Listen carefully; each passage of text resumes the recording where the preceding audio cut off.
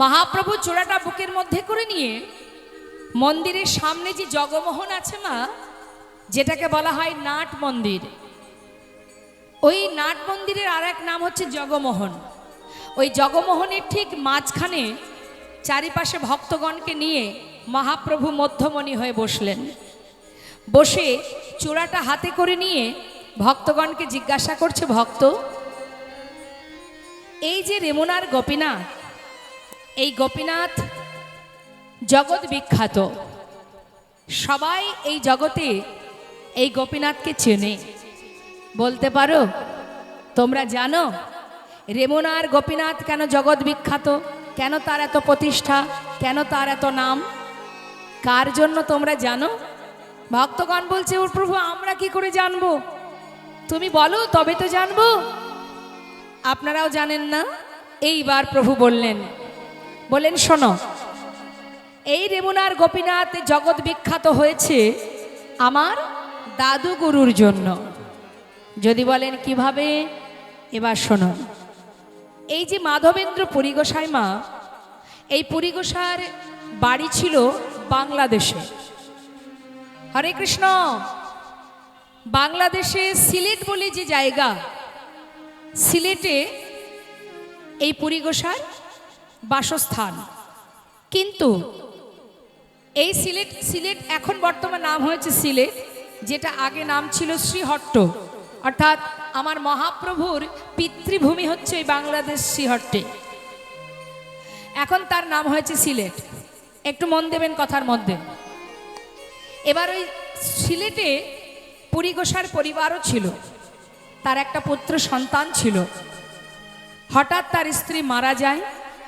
মারা যাবার পর পুরী গোসাই তার পুত্র সন্তানকে নিয়ে বাংলাদেশ ছেড়ে ভারতবর্ষে আসে।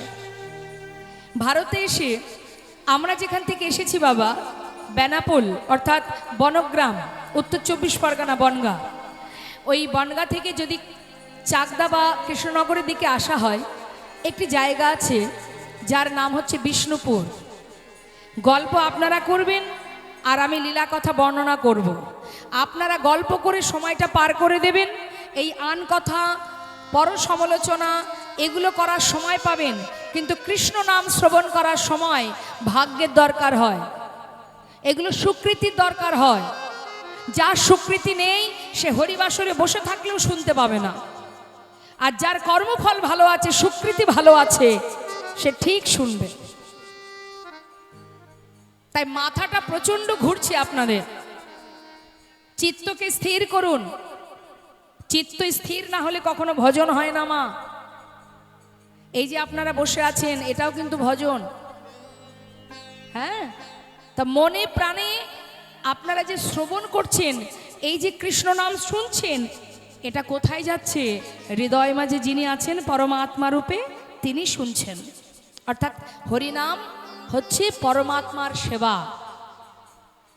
নিজেদের সেবায় যদি কেউ ত্রুটি করে, কেউ বাধা সৃষ্টি করে, যেমন রাগ হয়, পরমাত্মার সেবাটাও সঠিকভাবে দিতে শিখুন, তাতে আপনারই কল্যাণ হবে, মঙ্গল হবে আপনার। কি বলছে?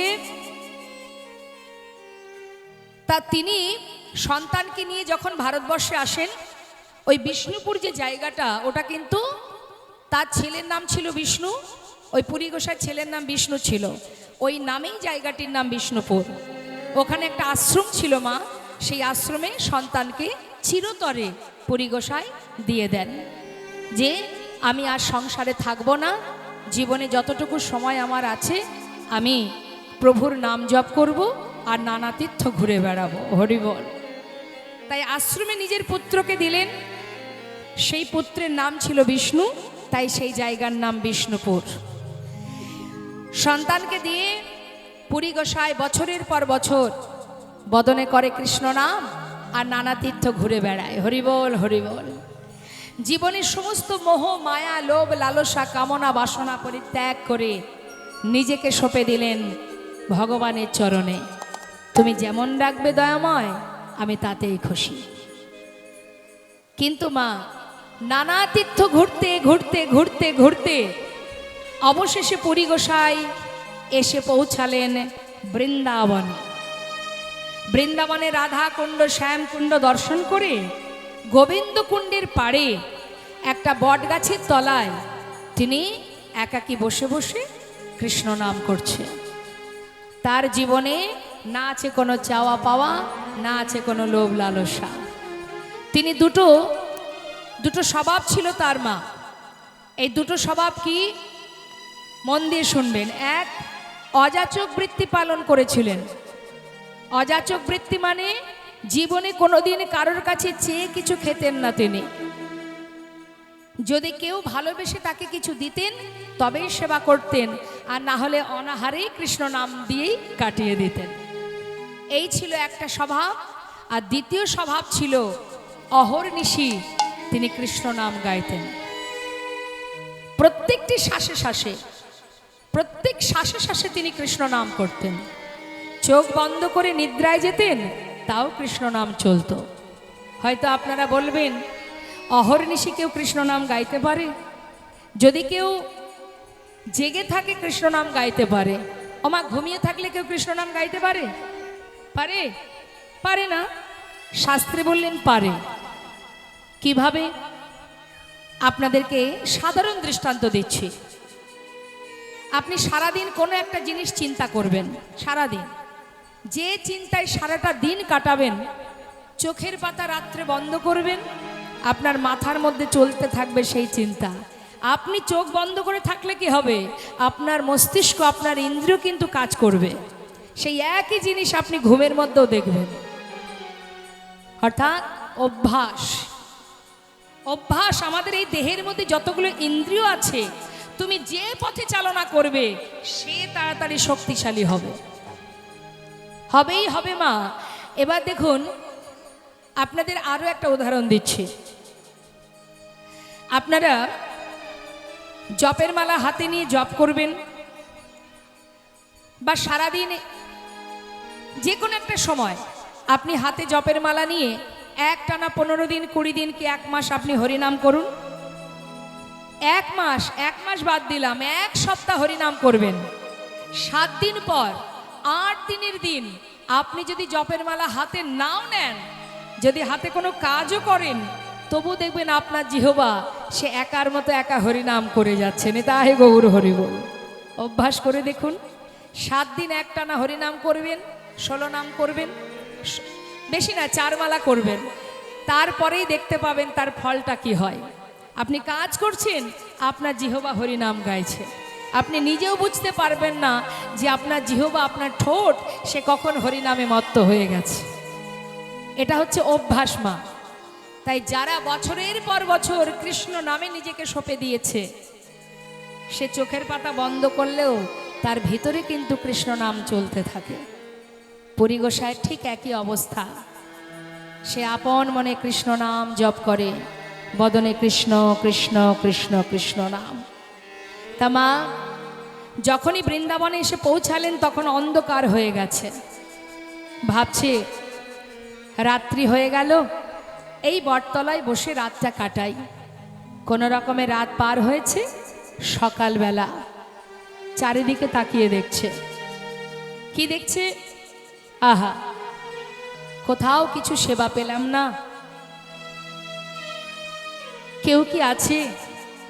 আমাকে তো কেউ কিছু খেতেও দিচ্ছে না। অনাহারে আছি আমি, না খেয়ে আছি আমি।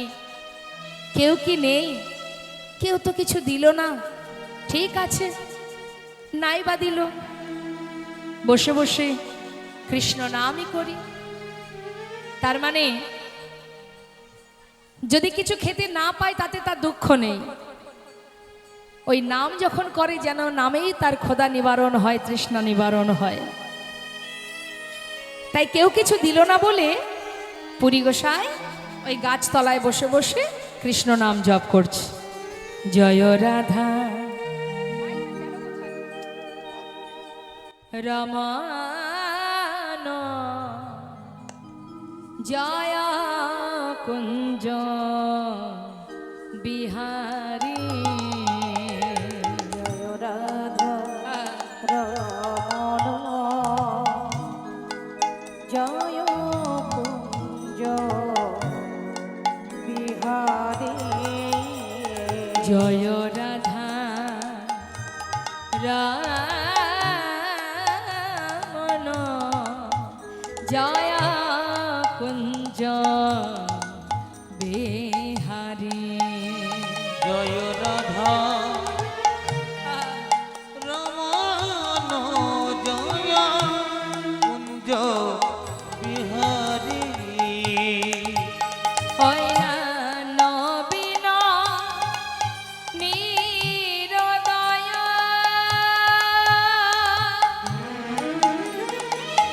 জয় শ্যাম সুন্দর মদন মোহন বংশীধারী। নবীন নিরদয় জয় শ্যাম সুন্দর মদন মোহন বংশীধারী। হয় না নবীন নিরদয়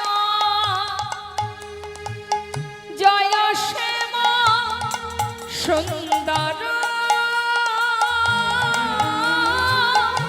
মদন মোহন বংশীধারী।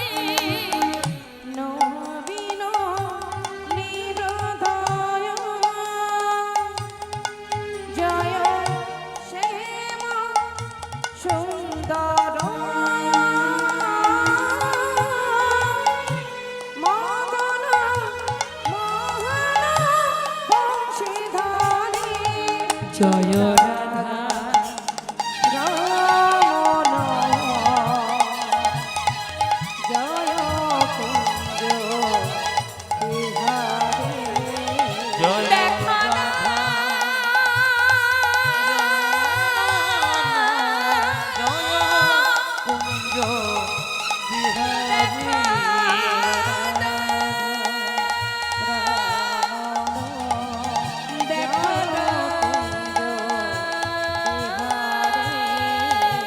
জয় রাধা কুঞ্জ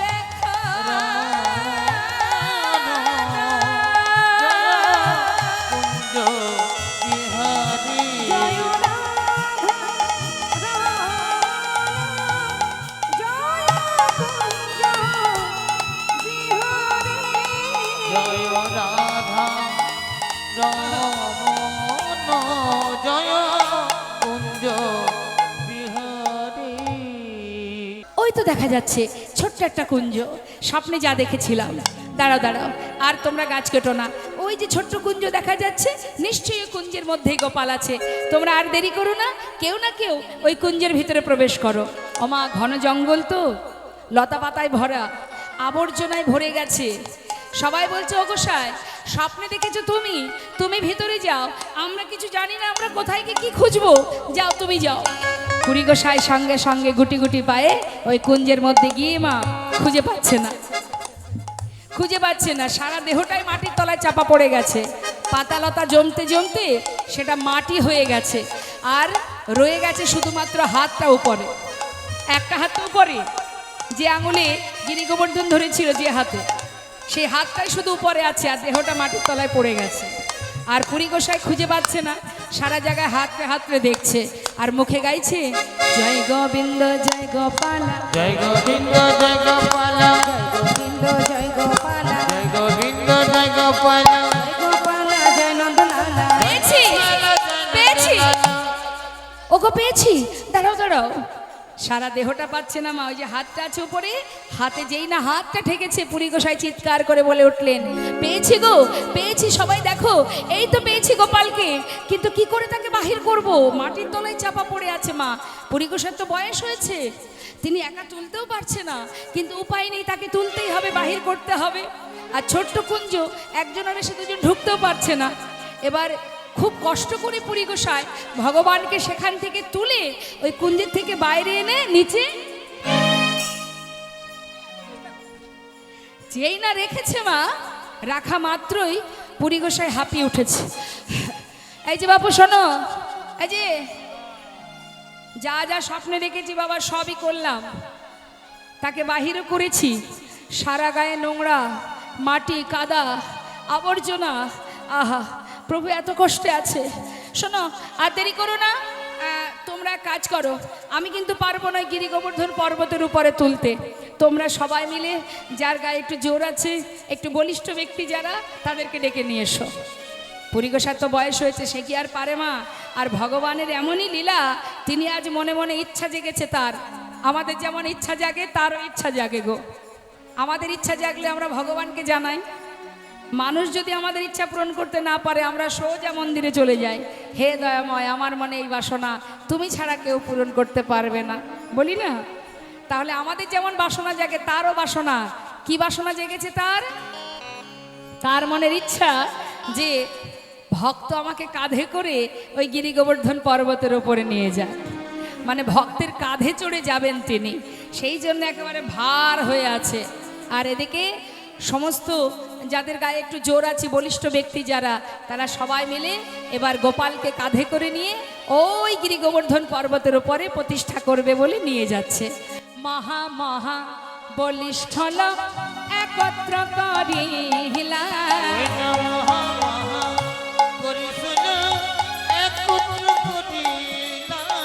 পর্বত পরে গেল পুরী, পর্বত পরে গেল পুরী, পর্বত পরে গেল পুরী, পর্বত পরে গেল পুরী, ঠাকুর লইয়া, ঠাকুর লইয়া, ঠাকুর লইয়া, ঠাকুর লইয়া, ঠাকুর লইয়া, পাথরের সিংহাসনে ঠাকুর বসাইল, পাথরের সিংহাসনে ঠাকুর বসাইল। ওমা, পর্বতের উপরে বসার জায়গা কোথায়? পাথরের উপরে বসিয়েছেন। তা শুধু বসিয়েছেন তা নয়, আবার পিছন দিকে একটা পাথর দিয়ে হেলান দিয়েছে, মানে একেবারে চেয়ারের মতো হয়ে গেছে। বলছে পাথরের সিংহাসনে ঠাকুর বসাইল, ওই না পাথরের সিংহাসনে ঠাকুর বসাইল, বড় এক পাথর পৃষ্ঠে বড় পাথর পৃষ্ঠে অগয় অবলম্ব কহিলা, জয় গৌর হরি বল, হরি বল। অবলম্ব কইল। একটা পাথর পিছন দিকে দিয়েছে, একটা পাথরে বসিয়েছে, মানে একেবারে সিংহাসন হয়ে গেছে সুন্দর একটা। এবার পুরী গোসাই বললেন, শোনো ভক্ত, তাকে প্রতিষ্ঠা করতে গেলে সব কিছু করতে হবে। তার সেবার আয়োজন করতে হবে, তাকে স্নান করাতে হবে। তা ব্রজমাই, তোমরা শোনো, দেরি না করে গোবিন্দ কুণ্ড থেকে কলস কলস জল নিয়ে এসো, কারণ গোপালের সারা গায়ে কাদা মাটি লেগে আছে, বহু বছর মাটির তলায় ছিল, কত নোংরা লেগে আছে। যাও, তাকে স্নান করাতে হবে। ব্রজবাসীদের আনন্দ ধরছে না মা। সমস্ত ব্রজমাইরা পুরী গোসাইয়ের কথা মতো নতুন নতুন কলসি নিয়ে এবার সব জল ভরতে যাচ্ছে। আপনারা বাড়িতে যখন ভগবানের প্রতিষ্ঠা করেন, অনুষ্ঠান করেন, যান না জল ভরতে, যান না মা? আনন্দ করে যান তো সবাই। তা আজ ব্রজমাইরা গিরি গোবর্ধনে গোপাল প্রতিষ্ঠা হবে বলে মনের আনন্দে সমস্ত ব্রজগোপীরা একটা করে নতুন নতুন মাটির কলসি, 100 কলস, নবশত, নব মানে নতুন, শত মানে 100 কলস জল ওই পর্বতের উপরে তুলেছিলেন ব্রজবাসীরা, ব্রজমাইরা। তা জল আনতে যাচ্ছে মা, শুধু কিন্তু জল নিয়ে আসতে যাচ্ছে না, সাথে আবার বাদ্যযন্ত্র যাচ্ছে, মনের আনন্দে যাচ্ছে সবাই। কেমন ভাবে? নবশত ঘটি জল আজি কইল উপনীত, নবশত ঘাট জল আজি কইল উপনীত, নবশত ঘট জল আজ কইল উপনীত, নবশত ঘাট জল আজি কইল উপনীত, নবশত ঘট জল আজ কইল উপনীত, নবশত ঘাট জল আজি কইল উপনীত, নবশত ঘট জল আজ কইল উপনীত। নানা বাদ্য ভেরিবারে শ্রী গুণ গাই গীত, নানা বাদ্য ভেরিবারে শ্রী গুণ গাই গীত,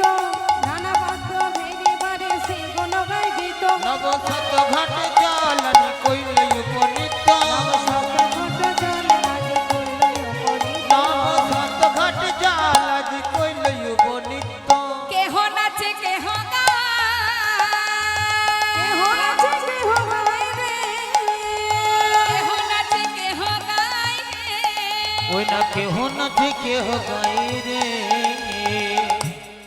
কেহ ধুলাই গড়া গড়ি ব্রজরমণী দেখো ব্রজরমণী গণ তারা করে হুলাহুলি ব্রজরমণী গণ হরি বল। ওই ব্রজরমণী গণ তারা করে হুলাহুলি ব্রজরমণী গণ তারা করে নব হুলাহুলি। শত ঘট জল আজি কইল উপনীত শত ঘট জলে আজ কইল উপনীত। নব শত ঘট জল আজি কইল উপনীত 100 ঘট জল মাটির কলসে করে জল ওই গিরি গোবর্ধন পর্বতের উপরে তোলা হলো। পুরী গোসাই স্নান করালেন। এই যে শোনো, স্নান হলো, শোনো ব্রজবাসী, এবার গোপালের বহু বছর অনাহারে ছিল, সেবার আয়োজন করো। কেউ আর বাদ যায়নি মা, সবার বাড়ি থেকে যে যেমন পেরেছে কিছু না কিছু তার জন্য রান্না করে এনেছে। গোটা বৃন্দাবনবাসী খবর পেয়ে গেছে যে গিরি গোবর্ধনে গোপাল স্থাপিত হচ্ছে। খবর পেয়ে সমস্ত ব্রজমাইরা, যার গোবিন্দ তো তাদের ভালোবাসার ধন, তা ভালোবাসার মানুষের জন্য সবাই আমরা যেমন রান্না করি, প্রভু সেবার জন্য ব্রজমাইরা তারা যে যা পেরেছে রন্ধন করে করে সবাই নিয়ে এসেছে। এখন সবার সেবার ওই বস্তু এক জায়গায় করেছে যখন, যেন মনে হচ্ছে একটা অন্নকূট তৈরি হয়ে গেছে। অন্নকূট মানে অন্নের পাহাড়।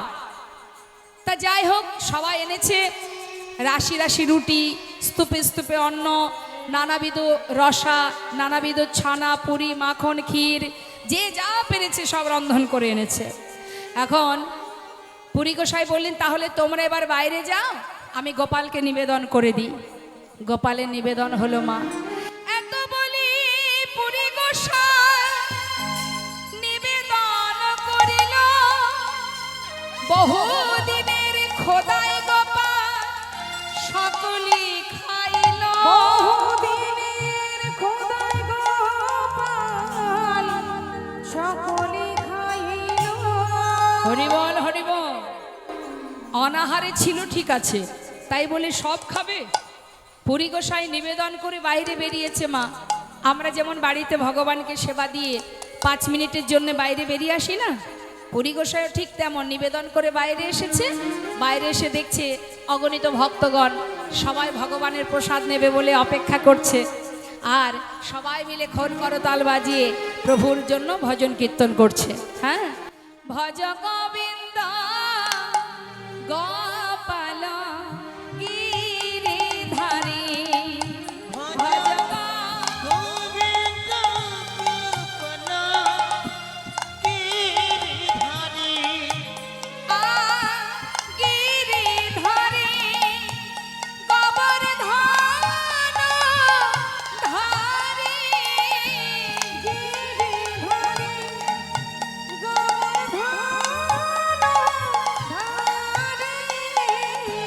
গোবর্ধন ধারী জয় জয় বংশী ধারী, ভজ গোবিন্দ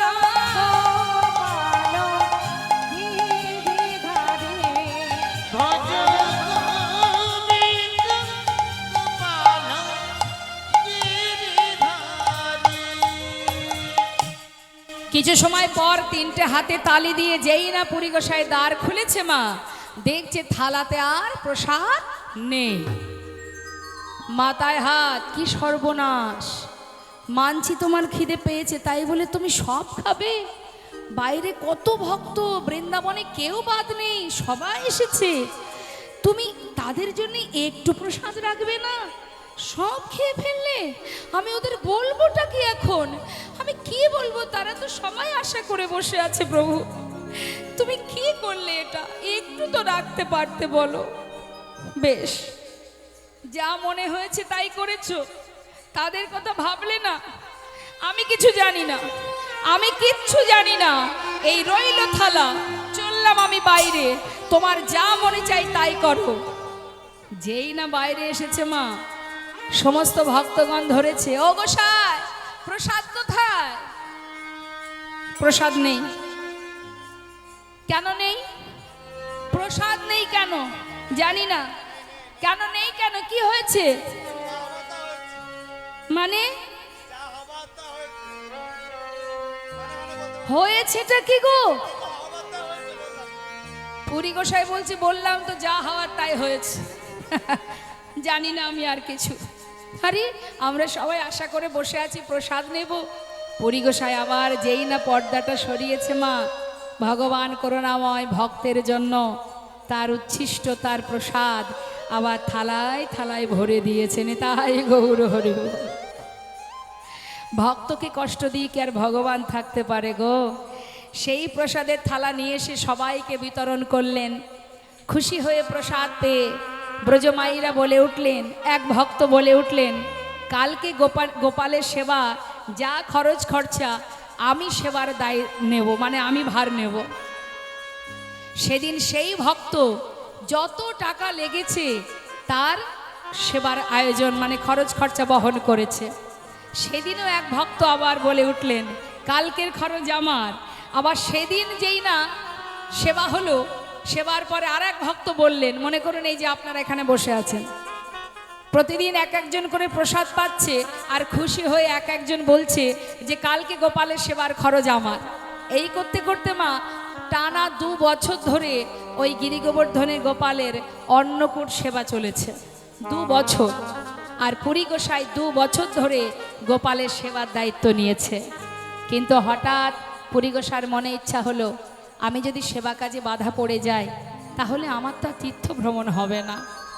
হে গোবিন্দ, হে প্রভু, তুমি আমার কাছে প্রতিষ্ঠা চেয়েছ, আমি প্রতিষ্ঠা দিয়েছি তোমায়, কিন্তু তোমার সেবার দায়িত্বটা যদি কাউকে দিতে পারি তাহলে আমি আর জানি না কটা দিন বাঁচব। বাকি তীর্থ আমি একটু ঘুরে আসব।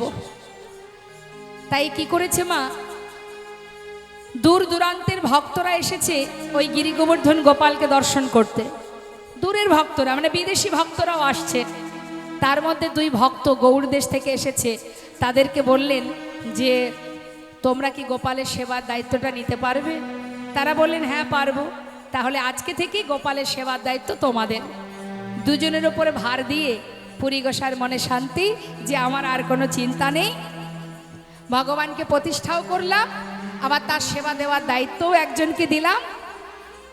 এবার আমি নিশ্চিন্ত, এবার বাকি তীর্থটা আমাকে ভ্রমণ করতে হবে। তাই কি করেছে মা, সব কিছু বুঝিয়ে দিয়ে ওই রাত্রিটুকু ওই যে বৃক্ষতলে তিনি বিশ্রাম নিতেন ওই বৃক্ষতলে রাত্রিবেলাটুকু ঘুমাবে বলে মানে বিশ্রাম নেবে বলে শুয়ে পড়েছে। যেই না শুয়ে আছে দেখতে দেখতে মধ্যরাত হয়ে গেল। আর যেই না মাঝরাত্রি হলো আবার গোপাল স্বপ্ন দেখালেন। হরিবল হরিবল। ওমা, ভগবান যদি না চায় তুমি কোথাও যেতে পারবে না। যেই না মনে মনে পুরী গোসাই ভেবেছে যে আমি এবার বাকি দিন কটা একটু তীর্থে যাব, ভগবান ভক্তকে আবার বেঁধে ফেললেন। কি করলেন, আবার একটা কাজ দিয়ে দিলেন। কি বলছে, গোপাল কহে মাধব অঙ্গের তাপ নাহি যায়, মলায় চন্দন আনো তাপে তবে সে জোড়া।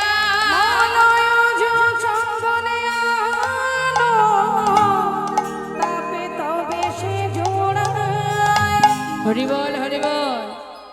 গোপাল কহে মাধব আমার অঙ্গের তাপ নাহি যায়, মানে আমার সারা দেহ জ্বলে যাচ্ছে, তুমি মলায়জ চন্দন নিয়ে এসো তবে আমার তাপ নিবারণ হবে।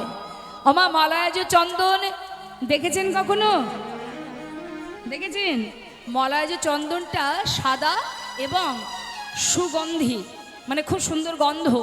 আর কি, সেটা যদি অঙ্গে মাখা হয় না শীতল হয়, ঠান্ডা প্রকৃতির, মানে শীতল, শরীরের জ্বালা নিবারণ হয়। তাই প্রভু বলছেন আমি বহু বছর মাটির তলায় ছিলাম, আমার সারা শরীর জ্বলে যাচ্ছে, তাই যাও মাধব তুমি মলায়জ চন্দন নিয়ে এসো। মাধব করজোড়ে বলছে, দয়াময় তোমার অঙ্গে জ্বালা করছে, তোমার কষ্ট হচ্ছে, দয়াময় নিশ্চয়ই আমি তোমার জন্য চন্দন নিয়ে আসবো। আমি কথা দিচ্ছি প্রভু, তোমার কোনো কষ্ট আমি রাখবো না। তুমি বলেছ আমি তোমার জন্য চন্দন নিয়ে আসবো, কিন্তু তুমি আমায় বলে দাও প্রভু কোথায় পাবো সেই চন্দন। আবার বললেন, মলয়জ চন্দন নীলাচলে হইতে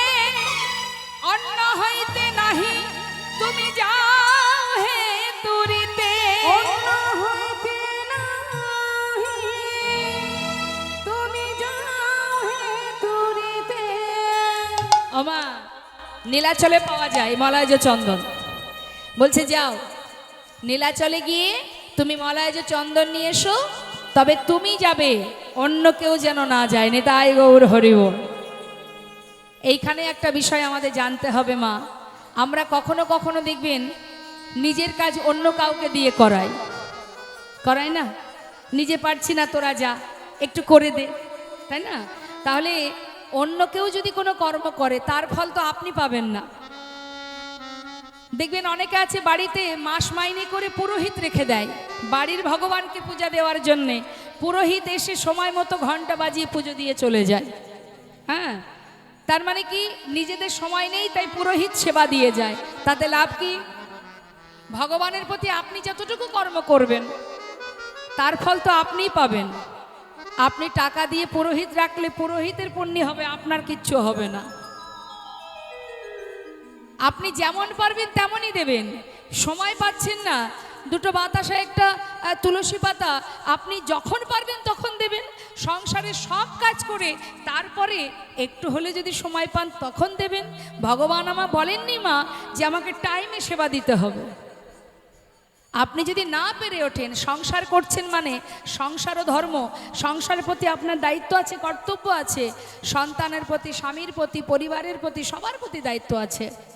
তাহলে সবার দায়িত্ব কমপ্লিট করে তারপরে যদি ভগবানকে সেবা দেন তাতে কোনো দুঃখ নেই, কিন্তু নিজের কাজ নিজে করুন।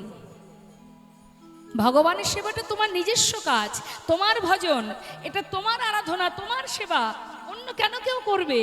যারা দেখবেন এই যে এই বাড়িতে যে হরিবাসর হচ্ছে, যে দাদা ভাই বা যে স্ত্রী যার সন্তানের জন্য এত সুন্দর হরিবাসরের আয়োজন করেছে, তারা মন থেকে করছেন, যতটুকু করছেন নিজের অন্তর থেকে। কেন না? আমি করছি, প্রভুর সেবা দিচ্ছি, আমার এই সেবাটাই আমি, তিনি তো পারতেন লোক দিয়ে করাতে, পারতেন না নিজে না এসে। অনেক অনেক জায়গায় আমরা হরিবাসরে যাই, দেখা যায় বাড়ির গিন্নি বেরোচ্ছে না, সব কাজ করছে অন্য লোকেরা। গিন্নি কখন বেরোবে? যখন আসরে হরিনাম চলবে তখন হয়তো এসে একটু ফর্মালিটি করে চলে গেল। এমনও দেখেছি জায়গা, আমরা দেখেছি। হ্যাঁ, সবই বাইরের লোকেরা করছে, নানাবিধ লোকেরা করছে, কিন্তু তারা আসছে না। এটা নয় ভগবানের সেবা। যারা কমিটির ভক্তরা জীবের দ্বারে দ্বারে ভিক্ষা করে, তা আপনি যদি বাড়িতে হরিবাসর দেন, 5 বাড়ি ভিক্ষা করবেন, আপনি না গিয়ে অন্য কাউকে পাঠাবেন, এটা হবে না মা। তোমার কর্ম তোমাকে করতে হবে। তুমি অল্প করো, যতটুকু পারবে ততটুকু করো, বিশাল কিছু করতে হবে না। ভগবান এটা দেখে না যে তুমি কত কি আয়োজন করলে, এটা ভগবান দেখে না। ভগবান কি দেখে? তুমি কোন মনোবৃত্তি নিয়ে, কোন মনোভাব নিয়ে ভগবানের সেবা দিচ্ছ। হে দয়াময়, আমি যেমন পেরেছি তেমন তোমায় দিয়েছি, আমার যতটুকু সম্ভব আমি করেছি। তুমি কৃপা করে আমার এই দান, আমার এই সেবা তুমি গ্রহণ করো। নিতাই গৌর হরি বল, হরি বল। তাই মা, পুরী গোসাইয়ের চলার শক্তি নেই, বৃদ্ধ হয়ে গেছে, বয়স হয়েছে তার, তবু যে প্রভু আদেশ করেছে বলে আজ তিনি চললেন ভগবানের জন্য ওই নীলাচল। কোথায় বৃন্দাবন আর কোথায় নীলাচল? তিনি গুটি গুটি পায়ে এবার প্রভুর জন্য যাচ্ছে। গিরি ধারি গোপাল ব্রজ গোপাদুলা অপরূপ লীলা তব তরুণতমা। গিরি ধারি গোপাল ভজ পুদুলা অপরূপ লীলা তব তরুণতম। গিরি ধারি বিশাখার কাছে তুমি চিরনিরূপণ, শ্রীরাধা হৃদয়ে প্রেমের রসে ধন। বিশাখার কাছে তুমি চিরনিরূপণ, শ্রীরাধার হৃদয়ে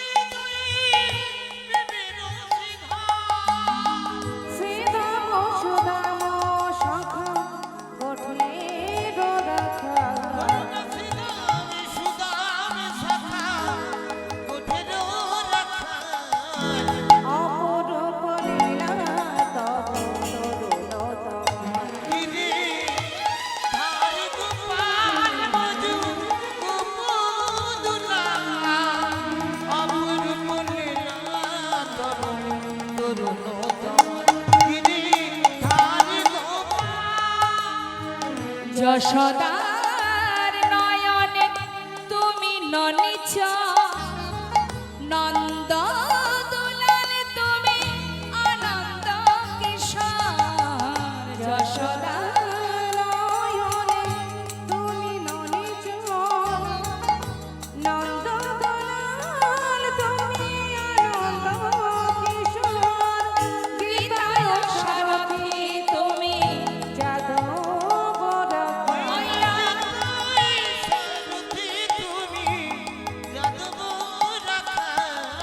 অপরূপ লীলা তব তরুণ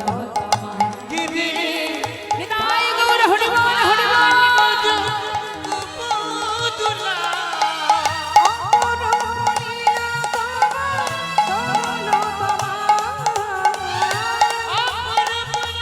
হরি বল।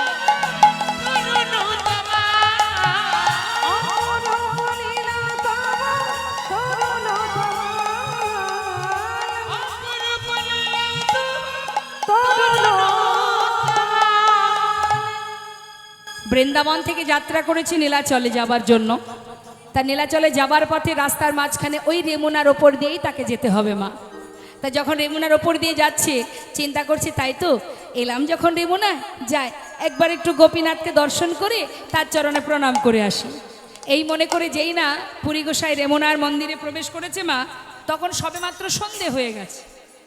আর যেই না সন্ধে হয়ে গেছে গোপীনাথ মন্দিরের সামনে গিয়ে প্রণাম করতে যাবে, এমন সময় পূজারী, ওই গোপীনাথ মন্দিরের যে পূজারী, তিনি কি করেছে মন্দিরের দরজাটা বন্ধ করে দিয়েছে।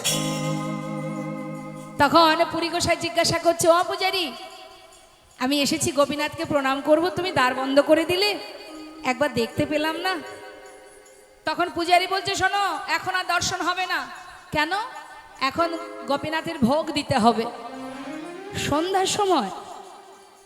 সন্ধ্যায় আবার কি ভোগ হয় জানো না? শোনো শোনো, সন্ধ্যায় ভোগ লাগে অমৃত কেলি না,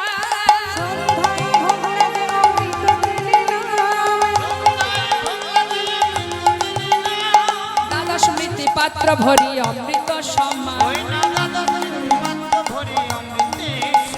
দ্বাদশ মৃত্যু পাত্র ভরি।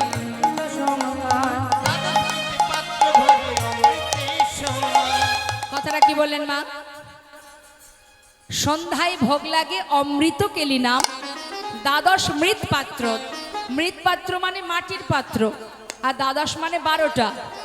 12টা মাটির পাত্রে ক্ষীর ভোগ হয়, যেটাকে বলা হয় অমৃত কেলি ভোগ। এই অমৃত কেলিটা কেমনভাবে তৈরি হয় জানেন? অনেক দুধ জ্বালিয়ে তবেই কিন্তু এই অমৃত কেলি তৈরি করা হয়।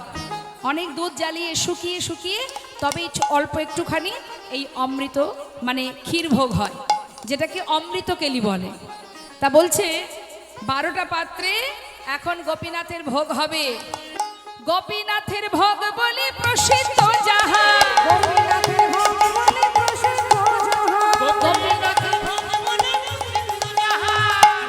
পৃথিবীতে এইছে ভোগ কাহা নাহি আর, পৃথিবীতে নানা পৃথিবীতে ওইছে ভোগ কাহা নাহি আর,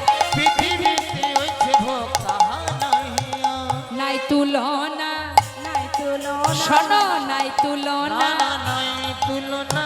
এই ক্ষীরের নাই তুলনা, কোথাও পাবে না, নানা কোথাও পাবে না, এই অমৃত কেলি ভোগ কোথাও পাবে না, পৃথিবীতে ওইছে ভোগ কাহা নাহি আর,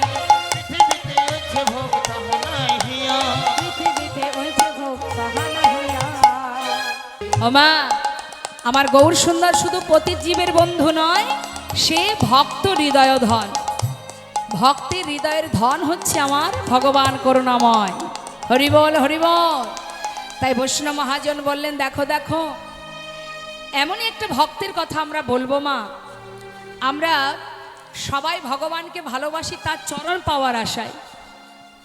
আমরা ভগবানের চরণ পাওয়ার জন্য আশাবাদী, কিন্তু জগতে এমনও কোনো ভক্ত আছে যার জন্য ভগবান বহু বছর ধরে আশা করে বসে আছে। তাহলে সেই ভক্তটি কে মা? হরি বল। আমরা ভগবানের চরণ পাওয়ার জন্য আশা করে বসে থাকি তো, আবার ভগবানও ভক্তের জন্য আশা করে বসে থাকে।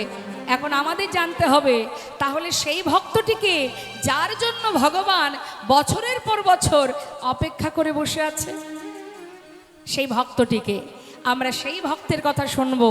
সেই ভক্ত আর কেউ নয় গো মা, তিনি হচ্ছেন বৈষ্ণবের চূড়ামণি, আমার মহাপ্রভুর দাদু গুরু নিতাই গৌর হরি বল। মহাপ্রভুর গুরুকে জানেন? জানেন না।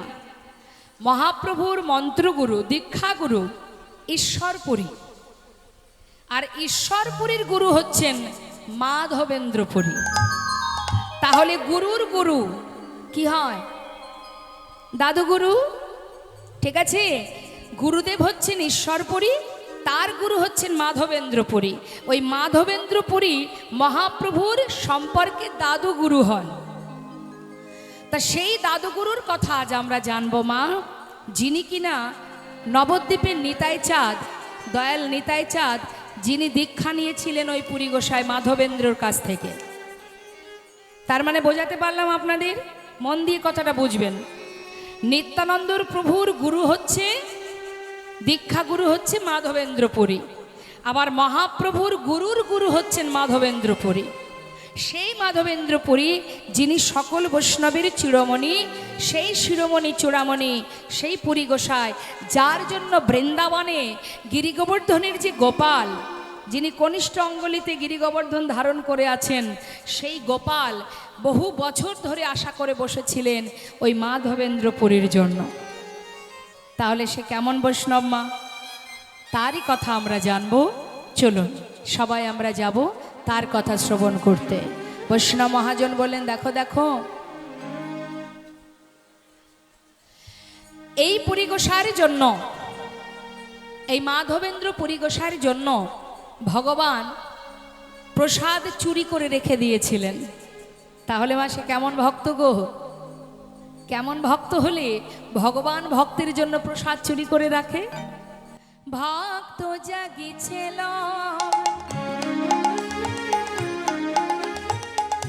গোপালের দিতে ভোর, ভক্তের জাগিছে লোভ,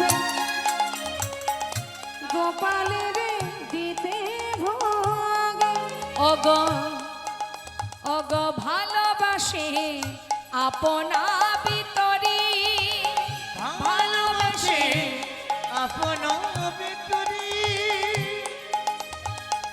ভক্ত জাগিছিল গোপালের দিতে ভোগ, নিজে করি ক্ষীরের আস্বাদন, নিজে করে ফিরির আস্বাদ, তখন নিজে করি ক্ষীরের আস্বাদন, নিজে করি ক্ষীরের আস্বাদন। ভক্তের মনে লোভ জেগেছে কি, যে যদি ক্ষীরের স্বাদ পায় তাহলে গোপালকে রান্না করে খাওয়াবো। যেই না মনে মনে ভেবেছে মা, এই খবর পেয়েছেন গোপীনাথ। অন্তরের খবর পেয়ে তিনি কি করলেন? কারে তরে কি কৌশলে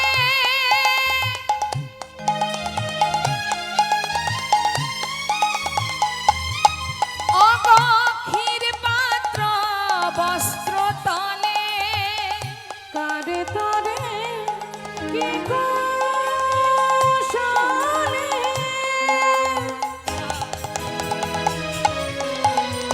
ক্ষীর পাত্র বস্ত্র তলে, দেখো লুকাইলেন লুকাইলেন প্রভু গোপীনাথ, আজি লুকাইলেন প্রভু গোপীনাথ, দেখো লুকাইলেন প্রভু গোপীনাথ। তখন লুকাইলেন প্রভু গোপীনাথ, লুকাইলেন প্রভু গোপীনাথ। ওমা, মাধবেন্দ্রপুরী মনে মনে ভাবছে যে ক্ষীরের স্বাদ যদি পায় তাহলে গোপালকে রন্ধন করে খাওয়ায়। আর এই অন্তরের খবর জানতে পেরে গোপীনাথ লুকিয়ে রেখে দিলেন সেই ক্ষীর, লুকিয়ে রেখে দিলেন ভক্তের জন্য। মহাজন, যে মহাজনের সুন্দর পদ লিখেছেন তিনি হচ্ছেন ডক্টর মহানাম্রত ব্রহ্মচারী। তিনি কি বলছেন? হ্যাঁ না প্রভু, হ্যাঁ না প্রভুর গুণগান যদি গাইতে চাহে প্রাণ, হেন প্রভুর গুণগান যদি গাইতে চাহে প্রাণ, ও গহিয়া করে আকুলি বিকুলি, হিয়া করে আকুলি বিকুলি, হিয়া করে আকুলি বিকুলি, হিয়া করে আকুলি বিকুলি। মহানামে কেঁদে গায় যদি গৌর কথা বলিতে হয়, আর মহানামে কেঁদে কয় যদি গৌর কথা বলেতে হয়, ও গয়াগে মাখ ভক্ত পাদ ধুলি, আগে মাখো ভক্ত পদ ধুলি, ও গয়াগে মাখ ভক্ত চরণ ধুলি, আগে মাখো ভক্ত পদ ধুলি। আমার প্রভুর গুণ কথা, আমার প্রভুর গুণ কথা, অগ যদি বলিতে চাহে প্রাণ, আমার প্রভুর গুণ ওই কথা, যদি বলেতে চাহে প্রাণ আমার প্রভুর গুণ কথা, যদি বলিতে চাহে প্রাণ ভক্ত পদ ধুলি অঙ্গে মাখো। নিতাই গৌর হরি বল। পদ ধুলি অঙ্গে মাখো, যদি বলিতে চাহে ভক্ত প্রাণ, পদ ধুলি অঙ্গে মাখো, যদি বলিতে চাহে প্রাণ চরণ ধুলি অঙ্গে মাখো, আগে মাখো ভক্ত পদ ধুলি। তোমরা আগে মাখো ভক্ত পদ ধুলি। নিতাই গৌর হরি বল। শুনলাম আমরা গৌর চন্দ্রিকা, গৌর কথা, মাধবেন্দ্র পুরী গোসাইয়ের মহিমা আস্বাদন করব আমরা। এত সময় আমরা গৌর চন্দ্রিকা আস্বাদন করলাম, শ্রীধাম নবদ্বীপে ছিলাম। চলে যাব এবার আমরা সেই বৃন্দাবনে, সেই পুরী গোসাইয়ের সঙ্গে কিভাবে ভগবানের মিলন হয়েছিল জানবো আমরা সবাই উলুধ্বনি হরিধ্বনি করে। চলুন যাই শ্রীধাম বৃন্দাবনে উলুধ্বনি হরিধ্বনি করে। বৃন্দাবনের রাজাকে মা, কে রাজা বৃন্দাবনে? রাধা। কেন রাধা রাজা হবে কেন? রাজা তো কৃষ্ণ হবার কথা, রাধা রানী কেন রাজা হতে যাবে জানেন? শ্রীমতী রাধানীকে গোবিন্দ এতটাই ভালোবাসেন, নিজের 84 ক্রোশ বৃন্দাবনটা রাধানীকে দিয়ে দিয়েছেন। কারণ গোবিন্দ রাধা নাম ছাড়া এক পাও চলতে পারেন না। যে ব্যক্তি বৃন্দাবনে যাবে, যে ভক্ত বৃন্দাবনে যাবে, আগে গিয়ে তাকে রাজার জয় দিতে হবে। আর রাজার জয় মানে রাধার জয়। রাধার যখনই জয় হবে তবেই গোবিন্দ সন্তুষ্ট হবে, না হলে হবে না। তাই বুদ্ধি করে 84 ক্রোশ বৃন্দাবনটা রাধানীকে দিয়েছেন। তাই বৃন্দাবনের সরকার হলেন রাধা রানী। হ্যাঁ, তা চলুন সবাই মিলে আমরা রাধা নাম গাইতে গাইতে যাব উলুধ্বনি হরিধ্বনি করে। বৃন্দাবন ধাম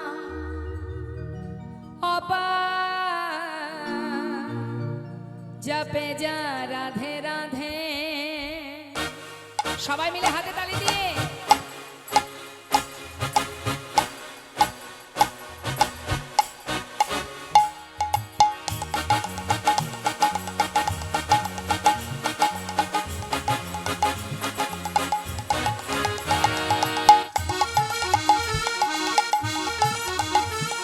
রাধে রাধে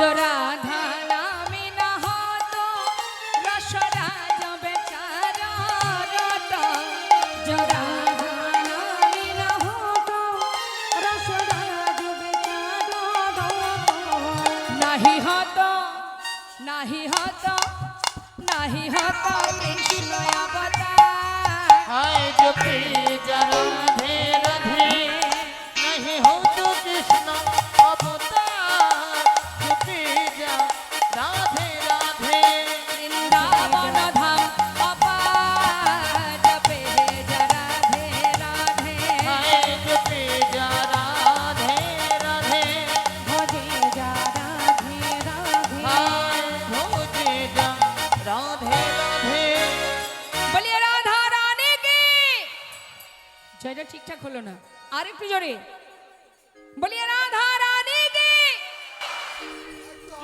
এখনো হয়নি 12 আনা হয়েছে 4 আনা বাকি এত সুন্দর মনোরম ওয়েদার ঠান্ডা ঠান্ডা পরিবেশ হ্যাঁ আর একটু গলায় জোর হবে না হবে হ্যাঁ প্রেম সে বলিয়ে রাধা রানী কি আচ্ছা মাঝখানের হাতগুলো ওঠেনি কেন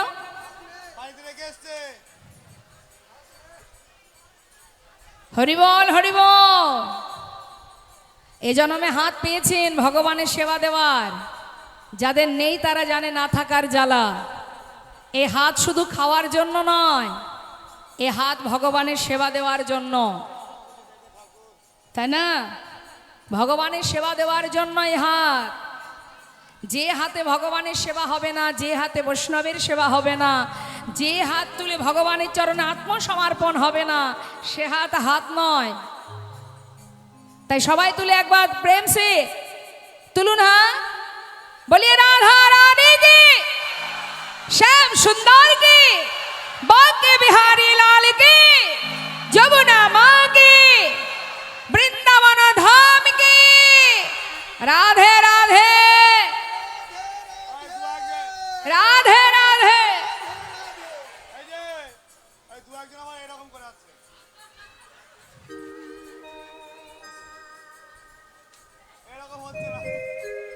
হবে হবে আস্তে আস্তে হবে রাধে শ্যাম জয় রাধে আমা ভক্তি জগতে প্রবেশ করতে গেলে প্রথম শিখতে হয় দুহাত তোলা আগে হাত তোলা শিখতে হয় ডাক্তারি শিখতে গেলে কি শিখতে হয় সবার আগে ওই দেখুন আমার মায়েরা সব জানে ডাক্তারি শিখতে গেলে আগে ইঞ্জেকশন দেওয়া শিখতে হয় আর হরিভক্তি প্রদায় মানে হরিভক্তি প্রবেশে যেতে গেলে ভগবানকে ভালোবাসতে গেলে ভক্ত হতে গেলে প্রথম শিক্ষা দুহাত তোলো নিতাই গৌর হরি বল হাত তোলো হাত তুললে কি হয় আত্মসমর্পণ হয় হাতে তালি দিয়ে হরিনাম করলে কি হয় আমাদের জীবনের অনেক পাপ তাপ দূরীভূত হয়ে যায় জোরে জোরে হাতে তালি দেবেন এখন তো আর বাড়িতে বেশি পরিশ্রম করতে হয় না আপনাদের খাটনির কাজ বাড়িতে এখন নেই সব কিছু মেশিনেই হয় না রান্না কাঠ জ্বালাতে হয় না গ্যাসে হয়ে যায় তাই তো আবার কাপড় কাচা সেও মেশিন বাটনা বাটা সেও মেশিন সবই মেশিন হয়ে গেছে তাই না বাবা এখন এই মেশিনের এত পরিমাণে মেশিন হয়েছে চারিদিকে এই মেশিন ব্যবহার করতে করতে নিজের দেহ মেশিনটা অচল হয়ে যাচ্ছে এবার যেই না অচল হচ্ছে তাতেও সমস্যা বাড়িতে যখন কিচ্ছু না থাকে তখন কর্তা মশার মাথাটা খাওয়া হয় কর্তা মশার মাথা চিবানো হয় এর বাড়িতে এই আছে ওই আছে আমার বাড়ি কিছু নেই যাও বাবা কষ্ট মষ্ট করে জোগাড় হয়ে গেল দেহটা যখন আর চলে না তখন কি হলো আর পারি না দেহটা আর চলছে না আমার পায়ে ব্যথা মাজায় ব্যথা ঘাড়ে ব্যথা মাথায় ব্যথা স্বামী কি করলো নিয়ে গিয়ে চলে গেল ডাক্তারের কাছে ডাক্তার বাবু বললেন 5 কিলোমিটার হাঁটতে হবে প্রতিদিন সকালবেলা না হলে রোগ সারবে না বিছানা ছেড়ে ভোর হতে না হতে বাড়ির খাটনি না খেটে রাস্তায় হাঁটা শুরু হয়ে গেল বৃদ্ধ থেকে বুড়ো বাচ্চা পর্যন্ত কি হয়েছে আর বলো না, দেহে এমন রোগ ধরেছে, 5 কিলোমিটার হাঁটতে হবে, তাও আস্তে আস্তে হাঁটলে হবে না, জোরে জোরে হাঁটতে হবে, না হলে নাকি রোগ ছাড়বে না। তাহলে কি বাড়িতে কোনো পরিশ্রম নেই বলে তো আমাদের এই অবস্থা। হ্যাঁ, তাহলে হরিবাসরে যদি একটু কর্ম করা যায়, এতে অনেকগুলো উপকার, পরমার্থিক কৃপা লাভ হবে। হাতে তালি দিয়ে যদি হরিনাম করা যায়, তার মধ্যে একটু আমাদের শারীরিক ব্যাধি সেরে যাবে। হ্যাঁ, ওই যে রামদেবজি বলেছে না, হাতে তালি দিলে অনেক উপকার, জোরে জোরে হাতে তালি দাও, তাহলে অনেক উপকার মা। হরিনাম করলে আমাদের অলসতা জড়তা কেটে যাবে, আমাদের ব্লাড সার্কুলেশন বেড়ে যাবে, অনেক কিছু উপকার আছে, তাই না? তাহলে হরিনাম যখন হবে, দুহাত তুলে যখনই জয়ধ্বনি দেব, উলুধ্বনি হরিধ্বনি করবেন সবাই মিলে উচ্চস্বরে, কেমন? জয় নিতাই, জয় গৌর। আমরা একটু নবদ্বীপ থেকে আসব। নবদ্বীপের মাঝে গৌরহরি যখন সন্ন্যাসী হন, গৌরহরি সন্ন্যাসী হয়েছিলেন কাটোয়া কাঞ্চননগরে কেশব ভারতীর আশ্রমে। সন্ন্যাসী হবার পর যখন মহাপ্রভু চলে যাচ্ছেন, তখন মহাপ্রভুর মাকে, মায়ের নাম কি? মায়েরা বলুন, সামনে যে মায়েরা আছেন, মহাপ্রভুর মায়ের নাম কি? জোরে বলুন। সচী মাতা। সচী মা কাঁদছে, কারণ তার ছেলে সন্ন্যাসী হয়ে গেছে। তা যখন মা কাঁদছে, তখন নিতাই চাঁদ এসে বলছে, মা তুমি কেঁদো না। নিতাই চাঁদকে, ইনি হচ্ছেন দাপর যুগে কৃষ্ণের দাদা বলরাম, কলিযুগে হয়েছে নিত্যানন্দ। তা নিত্যানন্দ প্রভু বলছে, মা তুমি কেঁদো না, ভাই যত দূরেই থাকুক না কেন, আমি ভাইকে তোমার কাছে ধরে নিয়ে আসব। মা বললেন, যে ছেলে একবার সন্ন্যাসী হয়ে চলে যায়, সে কোনোদিন আর মায়ার সংসারে ফেরে না। বললেন, মা ভাই সন্ন্যাসী হয়ে গেলেও নিয়ে আসবো, যদি না হয়ে থাকে তবুও নিয়ে আসবো, কথা দিচ্ছি তোমায়, ভাই যেখানে থাক, যেভাবে থাক, তোমার কাছে ধরে নিয়ে আসবো। এবার আমার নিতাই চাঁদ কাটোয়া কাঞ্চননগরে গিয়ে কেশব ভারতীর আশ্রমে গিয়ে জিজ্ঞাসা করলেন। গুরুদেব বললেন যে তোমার ভাই নিমাই একটু আগে সন্ন্যাসী হয়ে বৃন্দাবনের পথে চলেছে। নিতাই চাঁদ দেরি না করে ছুটতে ছুটতে পথের মাঝখান থেকে নিমাইকে পেয়ে যেন তেন প্রকারে ছলে বলে কলে কৌশলে তাকে নিয়ে আসে শান্তিপুরে। আমার নবদ্বীপ থেকে শান্তিপুর বেশি দূর নয়। শান্তিপুরে কোথায় এলো? অদ্বৈত আচার্য প্রভুর গৃহে। শান্তিপুরে যখন অদ্বৈত প্রভু গৃহে এসেছে, মা সচিমা খবর পেয়ে এসেছে নিমাইয়ের কাছে। এসে দেখছে কি, নিমাই সন্ন্যাসী হয়ে গেছে। মা কাঁদছে, চোখের জল মার বাদ মানছে না, ছেলে আমার সন্ন্যাসী হয়ে গেল। গৌরহরি বলছে, মা তুমি কেঁদো না, তুমি যদি অসন্তুষ্ট হও, আমি তোমার সাথে এই সন্ন্যাস ধর্ম পরিত্যাগ করে তোমার সাথে আবার ঘরে চলে যাব। মা বললেন, যে ছেলে একবার সন্ন্যাসী সে ছেলে আর কখনো ঘরে থাকতে পারে না। তুমি যখন সন্ন্যাসী হয়ে গেছো, আমি তোমার বাধা দেব না। তবে একটা কথা বাবা, আমাকে ছেড়ে চলে গেলে সন্তান হারা যন্ত্রণা সে যার হারিয়েছে সেই জানে। তাই তুমি এক কাজ করো, সন্ন্যাসী হয়েছো ঠিক আছে, আমার কাছে কাছে থাকো, সন্তান শোকটা তো আমাকে পেতে হবে না। মা, সন্ন্যাসী যখন আমি হয়েছি, তোমার কাছে তো আমি আর থাকতে পারবো না মা, আমি কি করব বলো? মা বললেন, তবে এক কাজ করো, যদি তুমি আমার কাছে না থাকো, কাছাকাছি যদি থাকো, অন্তত তুমি নীলাচলে বাস করো। নীলাচল অর্থাৎ পুরীধাম। পুরীধামে যদি তুমি থাকো, নদেবাসী যখন সব নীলাচলে যাবে, তারা ফিরে এলে তাদের কাছ থেকে জানতে পারবো তুমি কেমন আছো, কোথায় আছো, কি করছো। তাই হবে মা, তোমার বাক্যই শিরোধার্য, মাথায় করে নিলাম তোমার কথা, আমি নীলাচলে যাব। মহাপ্রভু যখন চলে যাচ্ছে, ঠিক তার ভক্তবৃন্দরা সবাই বলে উঠলেন, ও দয়াময়, তুমি যদি চলে যাও আমরা কিনে থাকবো? তুমি ছাড়া তো নবদ্বীপে আমাদের আর কেউ নেই, তাই তুমি যদি যাও তোমার সাথে আমরাও যাব। গৌরহরি বলছে, না না, তোমরা যেও না, তোমরা তোমাদের সংসারে থাকো, সংসারের প্রতি দায় দায়িত্ব আছে তোমাদের। কে শোনে কার কথা মা? ভক্তরা কি ভগবানকে ছেড়ে থাকতে পারে? তারা বলে উঠলেন, দয়াময়, নবদ্বীপে তোমার সঙ্গে পথে পথে হরিনাম করেছি, তোমাকে ছেড়ে থাকতে হবে এ কথাটা যখনই মনে ভাবি আর নিজেদের স্থির রাখতে পারি না। তাই তুমি যদি চলে যাবে তোমার সাথে আমরাও যাব। আমরা তোমার কথা শুনবো না প্রভু, এ কথা রাখতে পারবো না। তারাও তাদের সংসার পরিত্যাগ করে মহাপ্রভুর সাথে নবদ্বীপ থেকে নীলাচলের পথে যাত্রা করলেন। তা কারা কারা যাচ্ছে মা?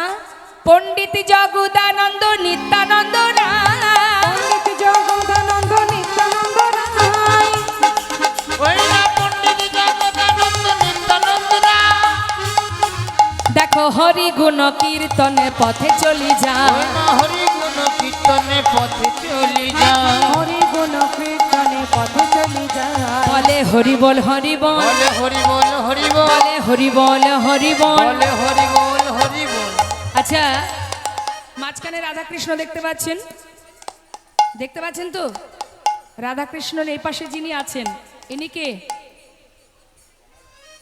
দেখে বলুন, জোরে বলুন। আর এ পাশে? হ্যাঁ, তা যাচ্ছেন আমার প্রভু ভক্তগণকে নিয়ে হরি গুণ কীর্তনে পথে চলে যায়। হরি গুণ কীর্তনে পথে চলি ওই যায়। না হরি গুণ কীর্তনে পথে চলি যায়। বলে হরি বল হরি বল, বলে হরি বল হরি বল, হরি বল হরি বল। বলে হরি বল হরি বল। হরি বিনা নাহি বল হরি বল হরি বল। হরি বিনা নাহি বল হরি বল হরি বল। হরি গুণ কীর্তনে পথে চলে যায়। না হরি গুণ কীর্তনে পথে চলে যাও। আমার ভক্তগণকে নিয়ে প্রভু যাচ্ছেন আমার পথে। যেতে যেতে হলো কি দেখুন, কোথায় এসে পৌঁছালেন? বালেশ্বর। গেছেন কখনো বালেশ্বরে? রেমুনাতে গেছেন? রেমুনা কে গেছেন? রেমুনায় হাত তুলে দেখান। হরিবল হরিবল। একজনকে দেখলাম রেমুনায় গেছে। গোপীনাথ মন্দির দর্শনে গেছেন? বাবা বাবা হরিবল। দুজন হলো, আপনার কেউ জাননি তাই তো? তাহলে শোনো, বেশি দূর খুব একটা যে কাছে তাও নয়, অনেকটাই দূর। তা মা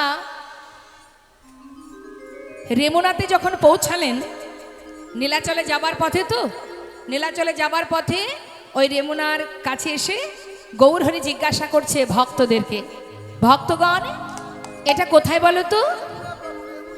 রেমুনা। তাহলে রেমুনায় যখন এলাম, চলো এই রেমুনায় যে গোপীনাথ আছে একবার গোপীনাথকে দর্শন করে আসি। হরিবল হরিবল।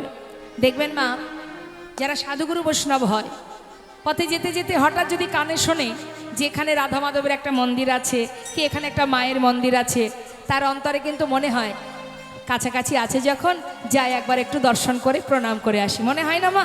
এটা ভক্তদের মনে হয়। তা এখন যেই না রেমুনায় পৌঁছালেন, রেমুনায় পৌঁছে হঠাৎ প্রভু চিন্তা করছে যে যাচ্ছি নীলাচলের পথে, রেমুনায় যখন এলাম, যাই একটু রেমুনার গোপীনাথকে দর্শন করে আসি। এই বলে এবার মহাপ্রভু ভক্তগণকে নিয়ে ওই রেমুনার গোপীনাথ মন্দিরে এসে পৌঁছালেন। গোপীনাথ মন্দিরে এসে গোপীনাথ মন্দিরের সামনে একেবারে গোপীনাথের চরণে দণ্ডবাদ প্রণাম করলেন আমার মহাপ্রভু। নিতাই গৌর হরি বল। মানে শুয়ে পড়েছে মা মহাপ্রভু। তাহলে মন্দিরে যিনি আছেন তিনি হচ্ছেন গোপীনাথ, আর যিনি বাইরে প্রণাম করছেন আমার মহাপ্রভু। দুজনেই তো এক, আলাদা তো কেউ নয়। তা নিজেকে প্রণাম করে জগৎ জীবকে শিক্ষা দিচ্ছে যে জীব প্রণাম করতে শেখো। প্রকৃত প্রণাম কাকে বলে? আচ্ছা, রাস্তায় যদি কোনো ঠাকুর ঘর দেখেন, আপনারা কোনো মন্দির দেখেন, তা আপনারা কিভাবে প্রণাম করেন?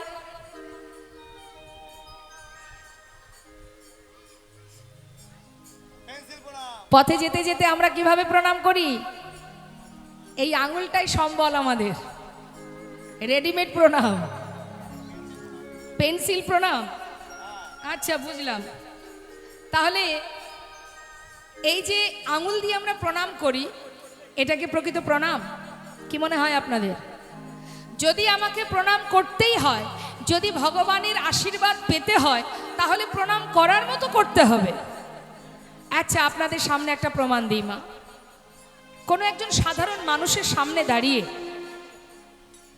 দেখা যাচ্ছে সে আপনার বড়, আপনি তার সামনে দাঁড়িয়ে তাকে প্রণাম করবেন। পায়ে হাত না দিয়ে যদি ঠিক এইভাবে প্রণাম করেন, নেবে প্রণাম? তিনি খুশি হবেন? তাহলে একজন সাধারণ মানুষ যদি খুশি না হয়, ভগবান কি করে খুশি হয়? সাধুগুরু বৈষ্ণবের কথা বাদ দিলাম, মাতা পিতার কথা বাদ দিলাম, একটা সাধারণ মানুষকেও যদি প্রণাম করতে হয়, হয় তার পায়ে হাত দিয়ে প্রণাম করতে হবে, না হলে করজোড়ে মাথা নিচু করে প্রণাম করতে হবে। তাহলে তাদের সামনে যদি আঙুল দিয়ে প্রণাম করলে সে ক্ষমা না করে, যে আশীর্বাদ না দেয়, তাহলে ভগবানকে দেখে আমরা এইভাবে প্রণাম করি কেন? এটা তো উচিত নয়। প্রণাম যদি করবে তো করার মতো করো, যাতে তোমার মঙ্গল হয়।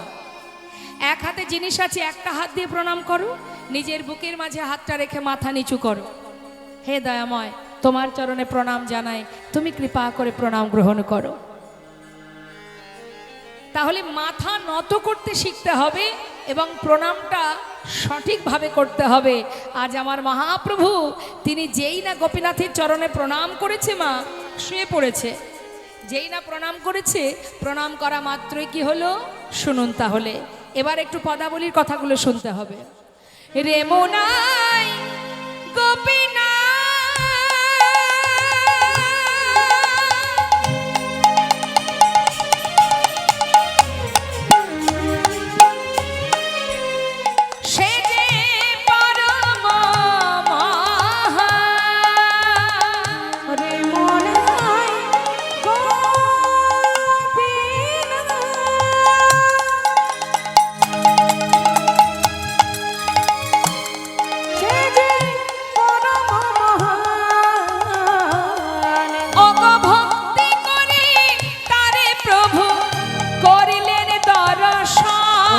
ভক্তি করে তারে প্রভু কইলেন দর্শন। যেই না প্রণাম করেছে মা, গোপীনাথের মাথার যে চূড়াটা, ফুলের চূড়া, সেটা পড়েছে মহাপ্রভুর মাথার উপরে। তার পাদে পদ্ম কমলে প্রণাম করিতে, তার পাদ পদ্ম কমলে প্রণাম করিতে, তার পুষ্প চূড়া পড়িল প্রভুর মাথে, পুষ্প চূড়া পড়ল প্রভুর সে মাথেতে। গোপীনাথের মাথার চূড়া মহাপ্রভুর মাথায় পড়ে গেল। আর যেই না মাথার উপরে পড়েছে, মহাপ্রভু চূড়াটা বুকের মধ্যে করে নিলেন। চূড়া পাইয়া প্রভু আমার অগয়ানন্দিত মন, চূড়া পাইয়া প্রভু আমার ওই নয়নাদিত তারে নিত্য গীত করিলেন লয়া ভক্তগণ।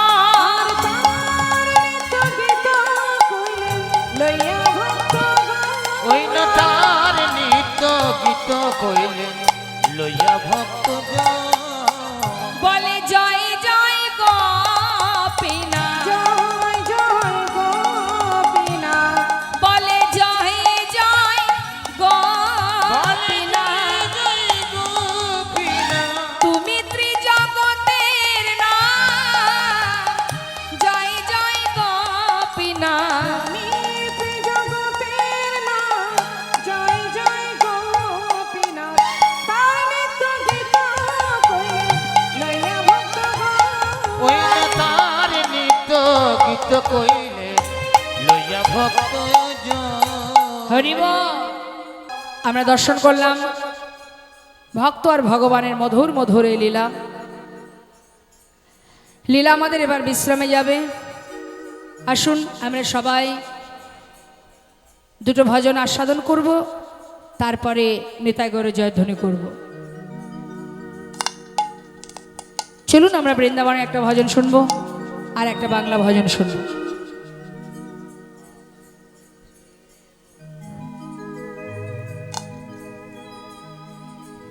জনিতা জয় গো জয় রাধেশ্যাম।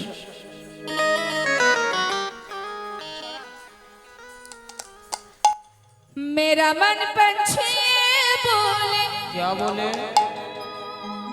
उड़ वृंदावन जाओ, अच्छा अच्छा अच्छा। ब्रज की लता पता राधे